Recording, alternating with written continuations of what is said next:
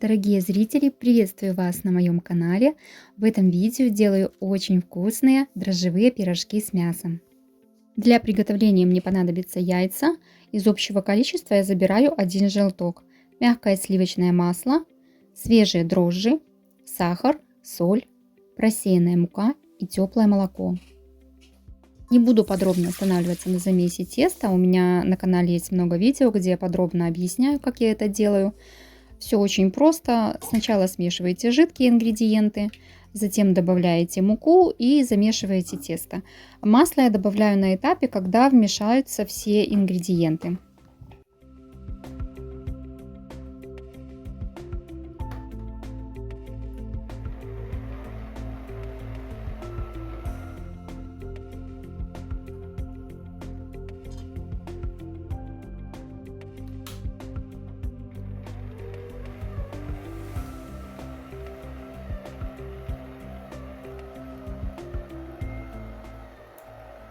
После добавления масла миксер работает еще около 10 минут. И когда я вижу, что тесто уже становится очень эластичное, однородное, тогда выключаю миксер. Здесь мне показалось, что буквально чуть-чуть нужно добавить муки. И я добавила ровно 8 грамм. И все, тесто абсолютно не липнет к рукам. Я его округляю, перекладываю в эту же дежу, накрываю пищевой пленкой и убираю на расстойку в теплое место. Пока тесто подходит, я подготовлю мясную начинку. Фарш можете брать любой, какой у вас есть. У меня курица и свинина. В сковородку добавляю немножко растительного масла, затем выкладываю фарш, добавляю лук, я его натерла на крупной терке. Затем добавляю соль и специи по вкусу и буду обжаривать фарш. Но он, конечно же, больше получается протушенный, чем обжаренный. Во время приготовления фарша я вилкой разминаю вот эти крупные кусочки, которые получаются. Во время тушения выделяется жидкость, и теперь я добавляю немного муки, чтобы связать немножко фарш. Он и не будет сильно склеенный, но и не будет так рассыпаться. После добавления муки еще раз хорошо перемешиваю фарш, выключаю его и оставляю остужаться.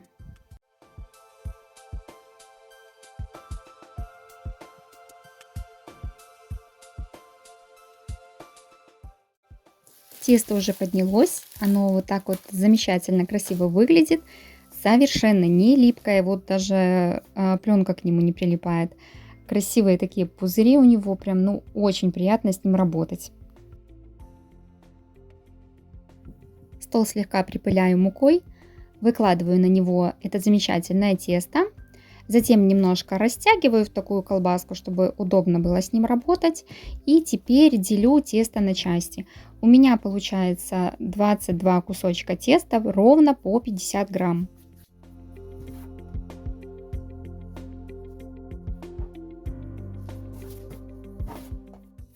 Затем эти кусочки быстренько подкатываю в шарики и укладываю под пленку, чтобы они не заветривались.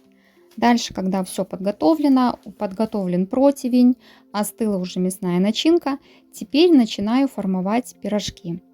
Кусочек теста раскатываю, он у меня, кстати, начал прилипать, поэтому решила все-таки немножко припылять мукой. Много не нужно, совсем чуть-чуть, просто чтобы не прилипало к скалке. Теперь этот кусочек раскатываю в круг, добавляю мясную начинку. Здесь у меня получается где-то 1,5 ложки, но ложка что-то среднее между десертной и столовой. Поэтому, если будете использовать столовую ложку, то просто ложите такую большую, хорошую столовую ложку начинки. Края теста приподнимаю и защипываю сверху вот такой шов. Кстати, тесто очень послушное и хорошо защипывается, не расходится. Затем этот шов немножко наклоняю в сторону и укладываю пирожки на противень швом вниз.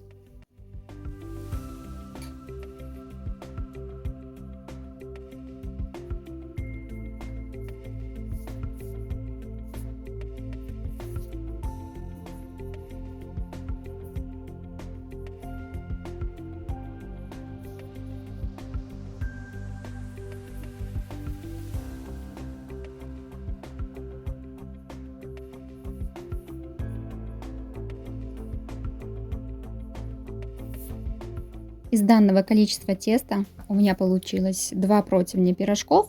Одни я укладывала швом вниз, а вторые решила попробовать выпечь швом вверх, чтобы посмотреть, как ведет себя начинка внутри. На первом противне пирожки уже расстоялись, они увеличились в объеме. И теперь смазываю их желтком, который я оставляла.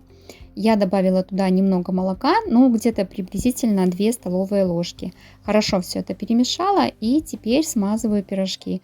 Духовка у меня уже разогрета до 175 градусов.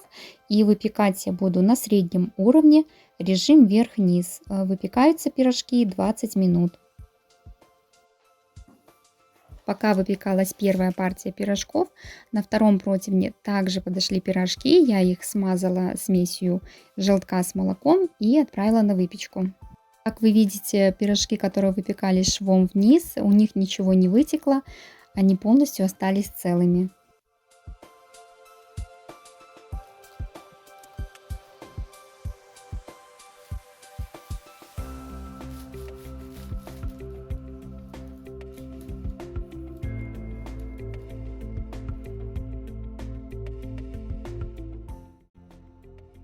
Пирожки, которые я делала швом вверх, понравились мне гораздо больше.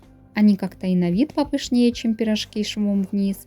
И у первого варианта пирожков, как вы видите, внутри получилась почему-то вот такая пустота.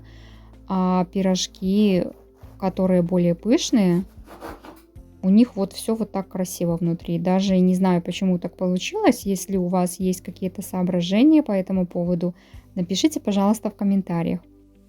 Хотя пирожки на вид различаются, но по вкусу они одинаково вкусные.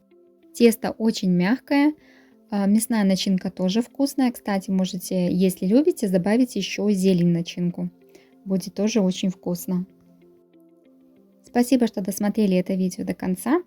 Обязательно пробуйте этот рецепт, делитесь им со своими друзьями. Удачной вам выпечки. Всем пока, до новых видео.